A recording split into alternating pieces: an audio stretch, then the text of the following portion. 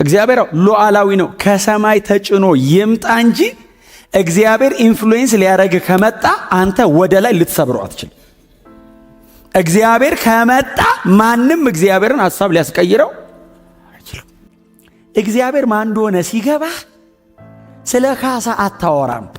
ላደበዘዝብ ሞከርኩ ማረኝ አለው። በዚህ ሁሉ ስቃይ ውስጥ ካለፈ በኋላ ማረኝ ይላል። እንደገና የእምነታችን ራስና ፈጻሚውን እርሱን ተመልክተን ከፊታችን ያለውን ሩጫ በትዕግስት እንሩጥ። እርሱ ነውርን ንቆ ከፊቱ ስላለው ደስታ በመስቀል ታግሶ በሰማያት በግርማው ቀኝ ተቀምጧል።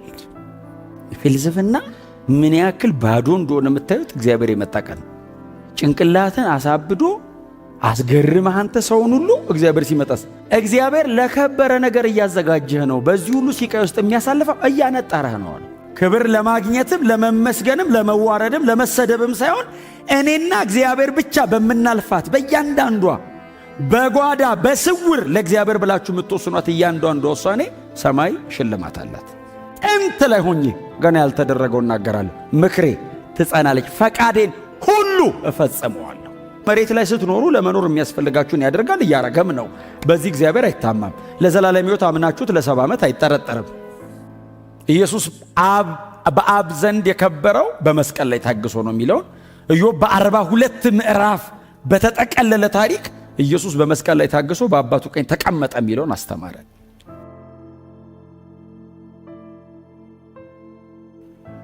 አልገባኝም ነው ጭቅጭቁ።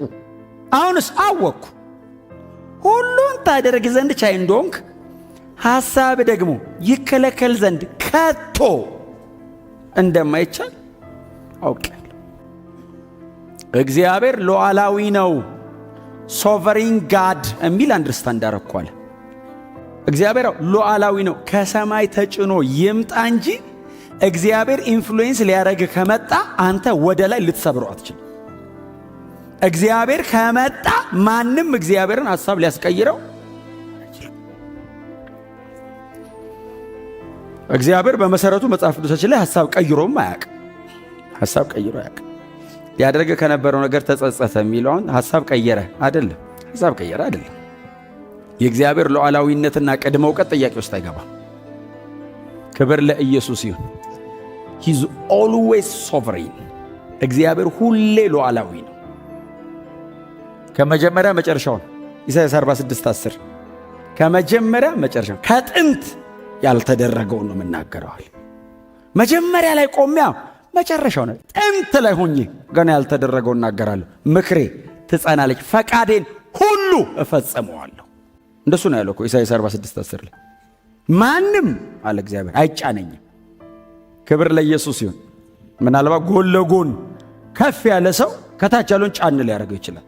እግዚአብሔር ከሁሉ በላይ ነው። መጫንም መግፋትም አይቻል። እሱ ከመጣ የማይጫነው የለም።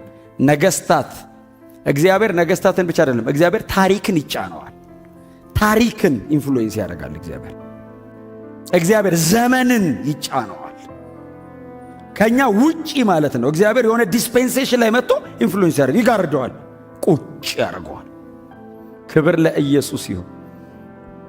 ኢዮብ ይሄ ገባኛል። ሁሉን ማድረግ የምትችል አንተ ብቻ እንደሆንክ ሐሳብ ሊከለከል እንደማይችል ከዛ ደግሞ እግዚአብሔር ለኢዮብ ያለውን ኢዮብ ደግሞ እኔ ገባኝ ይሄ አለ። ቁጥር 3 አንተ አለው እግዚአብሔር ኢዮብን ያለውን ኢዮብ ጻፈው።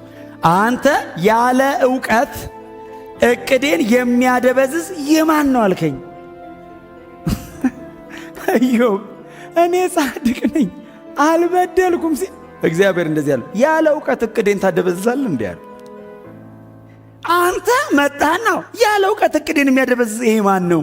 እግዚአብሔር መጥቶ ይሄ ማን ነው ሲል ሰው ራሱ ሲል ከባድ ይሄ ማን ነው ካለ እኮ ሪተርኑን አትችለው አይደል? ያው አንድ ሰው መጣ ይሄ ማን ነው ካለ ቃሉ ልክ አይደለም አይደል?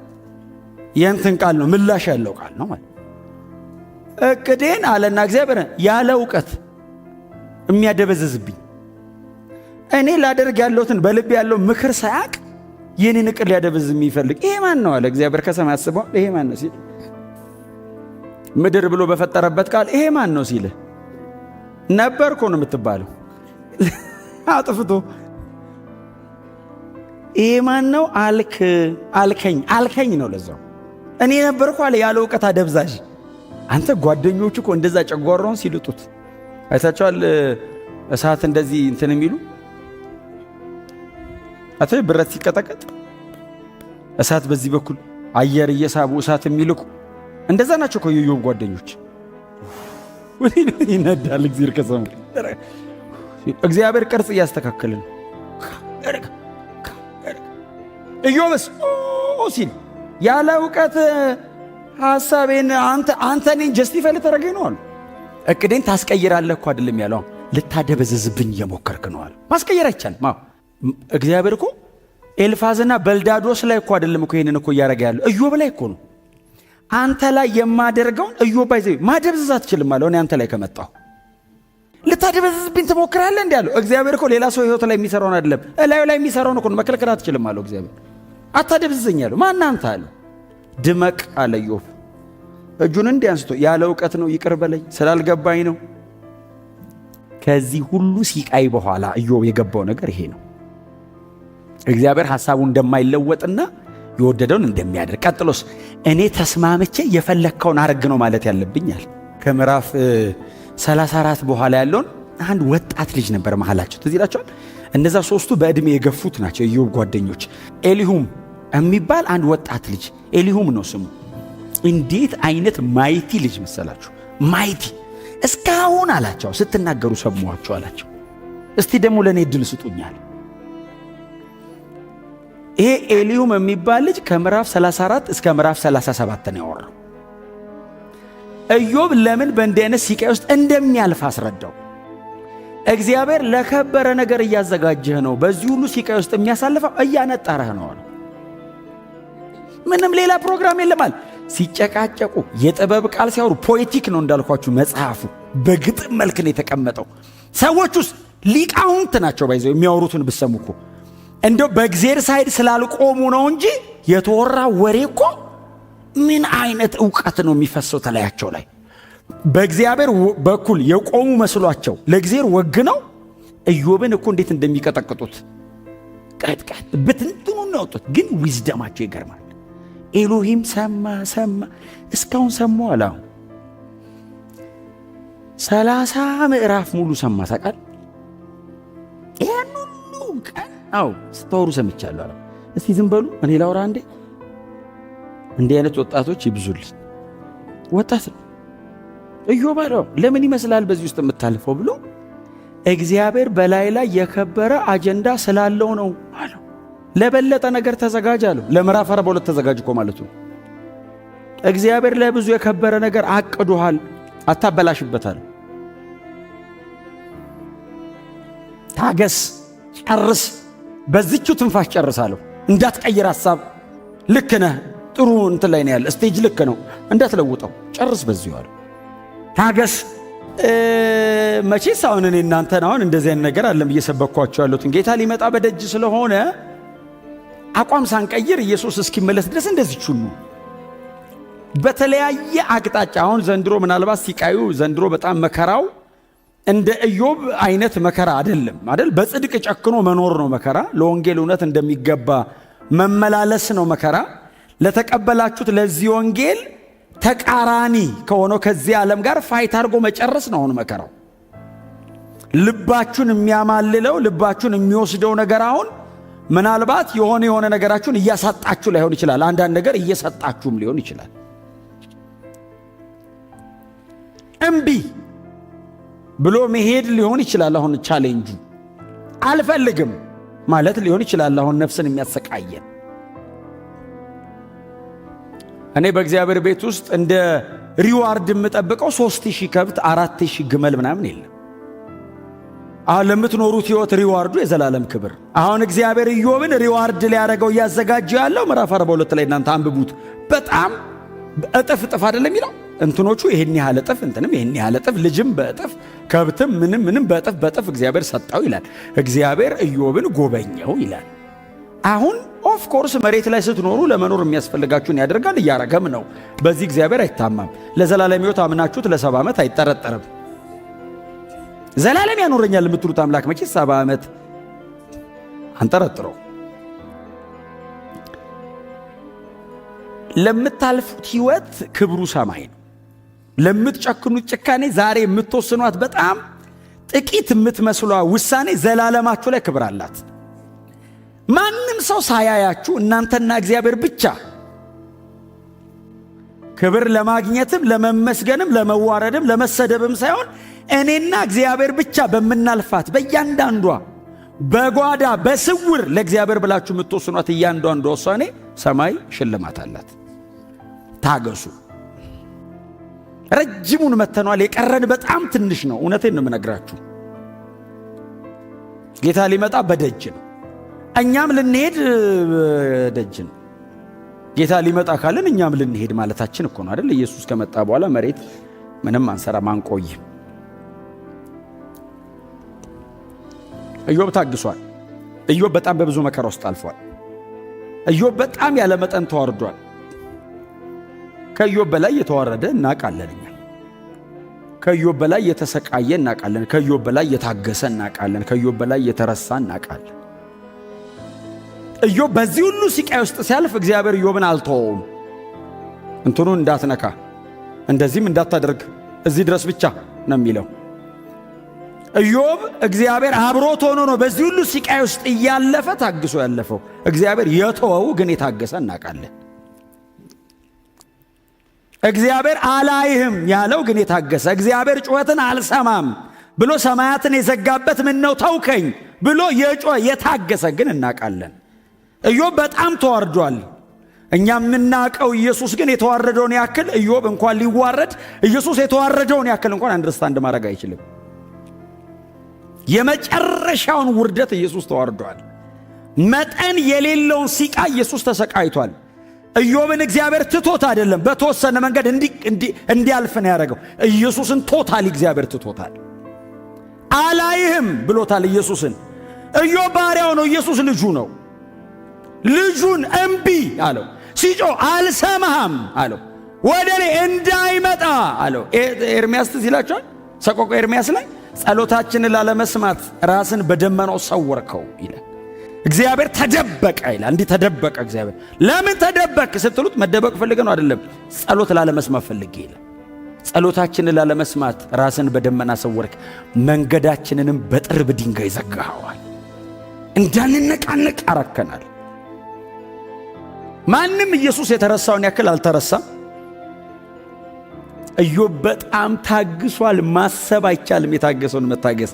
ሲታገስ እያወራን የታገሰው የሆነ መልስ እየሰጠን የታገሰው። ኢየሱስ በሸላቾቹ ፊት ዝም እንደሚል በግ ጸጥ ብሎ ነው የታገሰው። መልስ አይመልስም። ልክ እንደ ኢዮብ በቀኝና በግራ ሆነው እሳት ላይ የሚለቁበት ወንበዴዎች አሉ። ፊት ለፊቱ ላይ ካህናት ሕጋቸውን ይዘው ይጮውበታል። እስቲ ውረድ ይሉታል። አንተም ብሎ ጻድቅ ወንበዴነ ኃጢአተኛነ የተረገምክነ ይሉታል። ዝም አለ ኢየሱስ። መልስ አይሰጥም። የተረገምኩ አይደለሁም ኃጢአተኛ አይልም። ኢዮብስ ብሏል አይደለሁም። ኢየሱስ አይልም። ኢዮብ ጸጋ ተሰጥቶት እግዚአብሔር አጠገቡ ቆሞ መግባት የተቻለው ኢዮብ ጋር አጥንቱና ስጋው ጋር ነው፣ ነፍሱ ጋር አልተገባም። ኢየሱስ ሁሉን ተትቷል። ኢየሱስ ኢዮብ የተዋረደው ብዙ ነገር እስከ ማጣት ነው። ኢየሱስ የተዋረደው እስከ መቃብር መውረድ ነው። መረሳት ነበረበት። ኢየሱስ መሞት አይደለም መረሳት ነበረበት። ከምድር በታች 3 ቀን እንዲረሳ አረገው እግዚአብሔር። ማየት አልፈልግም አለ እግዚአብሔር።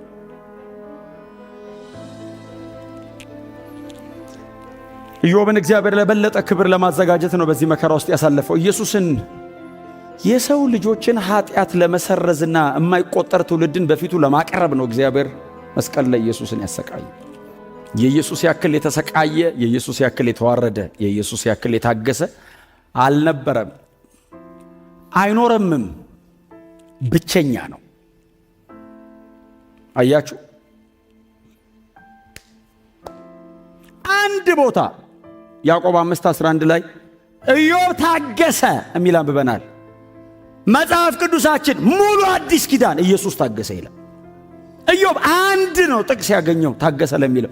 ኢየሱስ ሙሉ መጽሐፉን ታገሰ ተብሏል። ይበልጣል ኢየሱስ።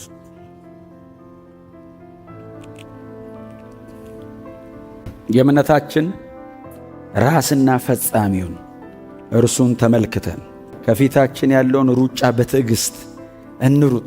እርሱ ነውርን ንቆ ከፊቱ ስላለው ደስታ በመስቀል ታግሶ በሰማያት በግርማው ቀኝ ተቀምጧል። ክብር ለኢየሱስ ይሁን። ኢየሱስ ታገሰ። ኢየሱስ በመከራ ውስጥ አለፈ። ሥጋና አጥንቱ ተገነጠለ። ነፍሱን ስለ ኃጢአተኞች መሥዋዕት አድርጎ አቀረበ። ክብር ለኢየሱስ ይሁን። እዚህ ቤቱን ላይ አንድ የምንለው ቃል አለ። እኛ ግን የተሰቀለውን ክርስቶስን እንሰብካለን። ትዕግሥት የታየው ክሮስ ላይ ኢየሱስ ጨከነ፣ መስቀል ላይ ኢየሱስ ዝም አለ፣ መስቀል ላይ ነው። ኢየሱስን እግዚአብሔር ተወው፣ መስቀል ላይ ነው። ኢየሱስ ስለ ሰው ልጆች ኃጢአት በመስቀል ላይ ሞተ፣ መስቀል ላይ ነው። ከመስቀል ላይ አውርደው ወስደው ቀበሩት፣ ስለ እኔ ኃጢአት ነው። ኢየሱስ ብቻ ሞዴላችን ነው። እግዚአብሔር ጻድቅ ነው ታውቃላችሁ። ኢዮብን አሰቃይቶ ኢዮብ አንደርስታንድ አድርጓል። ባይዘው ገብቶኛል አለ። በቃ ማን እንደሆንክ ገብቶኛል። ሐሳብንም ላደበዝዝብ ሞክሬ ነበራው ንስሐ ገባለሁ አይደል? ቁጥር 6 እንደሱ አይደል የሚለው? ራሴን እንቃለሁ አይደል ያለው? አንተ ከዚህ ሁሉ መከራ በኋላ ሰው ራሴን እንቃለሁ ብሎ አመድ ላይ ይቀመጣል? በልካሰኝ ነው እንጂ የሚለው እግዚአብሔር ማን እንደሆነ ሲገባህ ስለ ካሳ አታወራም። ላደበዝዝብ ሞከርኩ ማረኝ አለው። በዚህ ሁሉ ስቃይ ውስጥ ካለፈ በኋላ ማረኝ ይላል እንደገና። እግዚአብሔር ራሱን አሳየው በመንገዱ። አሁን እዚህ ጋር እኮ ታሪኩ ቢያልቅ እኮ የኢዮብ መጽሐፍ እኮ ልክ ነው አይደል? ኢዮብ ገባው፣ እግዚአብሔር ማን እንደሆነ ገባው። በቃ መጽሐፉ አለቀ ቢባል ልክ እኮ ነው። በቃ ምንም ችግር የለም። እግዚአብሔርስ አይበቃኝም አለ ለኢዮብ። እግዚአብሔር እንደገና አይደል ጨመረለት ይላል። በጥፍ በጥፍ ሰጠው ይልና በጣም ይገርማችሁ ኢዮብ በጣም የሚደንቀኝ ስለ ጓደኞቹ ጸለየ ይላል። እነ በልዳዶስ ሄደዋል፣ ባይዘ አሰቃይቶት ሄደዋል። ከሰይጣን ጋር አብረው መከራውን አብልቶት ወደ ሀገራቸው ተመለሰው። ኢዮብስ ቁጭ ብሎ ይለምናል ስለነሱ።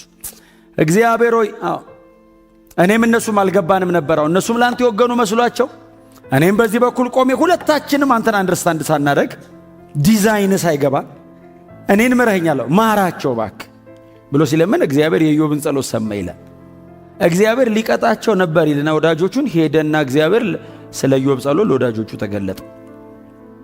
ኢዮብም ብሎ የተገለጠው እንጂ አይጠበባቸው ብሎ አይደል። እግዚአብሔር ለዚህ ሂዱ አላቸው። ወዴት? ወደ ኢዮብ። ለምን? ይቅርታ ጠይቁት። ይሄ ሁሉ አንተ 30 ምዕራፍ የፈሰሰ ጥበብ ከንቱ ነው እግዚአብሔር ከሌለበት። እስማ ፍልስፍና ምን ያክል ባዶ እንደሆነ የምታዩት እግዚአብሔር የመጣ ቀን ጭንቅላትን አሳብዶ አስገርመህ አንተ ሰውን ሁሉ እግዚአብሔር ሲመጣስ በልዱና እሱ ፊት ንስሐ ግቡ አለ። ከዛ እኔ ይቅር እምላችሁ እሱን ይቅርታ ስትሉት ነው። ተሰብስበው መጣ። ቅድም ይኸው እግዚአብሔር ጻድቅ ነው አንተ ኃጢአተኛ ነው ያለው በልዳዶስ ማረ እንዲሁ ባክ እኛ በድለናል፣ ልክ አይደለም። ጻድቅ ነህም አትለውም ኢዮብን። ምክንያቱም ኢዮብ ራሱ በንግግሩ ማለት እነሱም ብሏቸዋል የሚቤዠኝ ይፈልጋሉ። እኔና እግዚአብሔር መካከል የሚቆም የኔን ሰውነት እግዚአብሔርን ጽድቅ ደግሞ መጥኖ መሃላችን የሚቆም ያስፈልጋል። በእግዚአብሔርና በሰው መሃል የሚገባ ያስፈልገናል ብሏል። ስለዚህ ጻድቅ ነህ አትለውም። ግን አልገባንም በቃ እየተሰራ የነበረው ብለው ይቅርታ ሲጠይቁት ኢዮብ ማራቸው፣ እግዚአብሔርም ይቅር አላቸው ይላል። ነገሩ በዚህ መንገድ አላለቀም ነው አይደል? ከዛ እግዚአብሔር ኢዮብን ባረከው ይልና ኢዮብም ከዚህ ነገር በኋላ 140 ዓመት ኖረ የሚል ቃል አለ። ከነ ሙሴ ወዲህ 120 ዓመት ነው ሰው የሚኖረው። ስለዚህ ሰውየው ከአብርሃም በፊት ነው ማለት ነው። እድሜው ራሱ ከአብርሃም በፊት እንደሆነ ያስታውቃል። ከዚህም ነገር በኋላ ነው ባይዘው ሰውየው 100 ዓመት ከኖረ በኋላ ነው 140። የድሮ እኮ ደስ ይላል። አይ ግን ደስ አይል እንደ ዘንድሮ ስላልነበረ ይሆናል። አሁን እኮ በስማ 140 ከዚህ በኋላ ጌታም ይመጣል። በእርግጥ ግን ኑሩስ ቢላችሁ ራሱ ጌታ ራሱ ይመጣል መሃል ላይ። የድሮ አሳይመንቱ ትንሽ ነው፣ ዝም ብሎ ነው የሚኖሩት አይደል? በጣም ተሰብስቦ አንድ ጥቅስ ነው የሚወጣው። 970 ዓመት ኖረ ብሎ ኖረ የሚል ጥቅስ ብቻ ነው የሚወጣው። እግዚአብሔር ይጠብቃችሁ ከዚህ በእውነት 900 ዓመት ዝም ብሎ ሰው ነው እንዴት ራሱ ይችላል? እኔ አሁን ያለ ዲዛይን የእግዚአብሔር ልብስ አንደርስታንድ ሳያደርግ እንዴትስ ነግቶለት በሰላም ይነሳል? በእውነት እንትኑን ወቀሳውን ሰው እንዴት ይችላል? ዝም ብሎ መኖር ወቀሳ እኮ አለው አይደል? ሰው ዝም ብሎ ሲኖር አትወቀሱ? እየበሉ እየጠጡ እየተኙ ወቀሳ የለውም አለው እኮ አይደል? ምን ሰራ አይላችሁም እንዴ? ውስጣችሁ አገለገልክ ወይ? የእግዚአብሔር መንግስት ባንተ ተራመደ ወይ? ሰው ዳነ ወይ? ይላል እኮ ውስጥ እንደ ክርስቲያን አይደል? እንጂ ዝም ብሎ መኖር ከመድከሙም ውጪ ወቀሳ አለው። አሁን የድሮዎቹ ግን ወንጌል ስርጭት የሚሄዱበትም የለም፣ ሰውም ትንሽ ነው። 900 ዓመት 1 ሚሊኒየም እንደማለት እኮ ነው። አንድ ሰው ኖሮ አሁን እንግዲህ አስባችኋል፣ ዘንድሮ ቢሆን ኢየሱስ ወደ አብ ከሄደ 2000 ዓመት ወደ ሰውየውና ልጁ እንደማለት እኮ ነው። አሁን መሬት ላይ እንግዲህ 900 ዓመት ቢኖር እኮ የሰውየው ልጅ አባቴ ያውቀዋል ይልሃል ማለት ነው። ከ2000 ዓመት በኋላ በጣም ረጅም ሰባዋን እግዚአብሔር ባርኳት፣ ወንጌል ሰብካችሁባት፣ ሰው ድኖበት፣ እግዚአብሔር ከብሮበት በዘላለም መንግስት በብዙ ሽልማት ይሞላላችሁ። ኢዮብን እግዚአብሔር መጨረሻ ላይ በእንደነዚህ አይነት ነገሮች ካሰው ልንል እንችላለን። ካሰው ብሉይ ኪዳን ስለሆነ፣ አዲስ ኪዳን ግን ካሳችን ኢየሱስ ነው። እግዚአብሔር የሚከፍለኝ ኢየሱስን ነው። እግዚአብሔር ከፈለኝ የሚለው ልጁን ባከበረበት በዚያ ክብር ሲቀላቀለን። ክብር ለኢየሱስ ብቻ ይሁን። አዳኛችን በመሃል መጥቶልናል።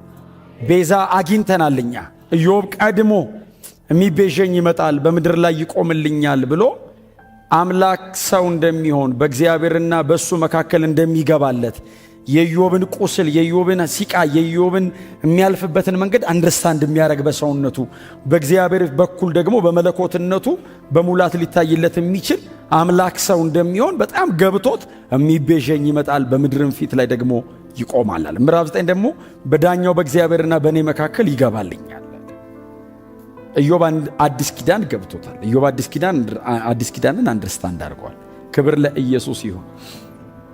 ስለዚህ ወዳጆች ሆይ መጽሐፍ ቅዱሱ የሚያስተምረን ይህንን ነው። የሚያስተምረን ትዕግስት ካልን ኢየሱስ በመስቀል ላይ ለመታገሱ ኢዮብ በ30 ምዕራፍ ከጓደኞቹ ጋር ባረገው ጭቅጭቅ ኢየሱስ መስቀል ላይ መታገሱን አስተማረን። ኢየሱስ በአብ ዘንድ የከበረው በመስቀል ላይ ታግሶ ነው የሚለውን ኢዮብ በ42 ምዕራፍ በተጠቀለለ ታሪክ ኢየሱስ በመስቀል ላይ ታግሶ በአባቱ ቀኝ ተቀመጠ የሚለውን አስተማረን። እችን ለማድመቅ ነው ይህን ሁሉ ዘመን እግዚአብሔር ከኢዮብ ላይ ወሰደው።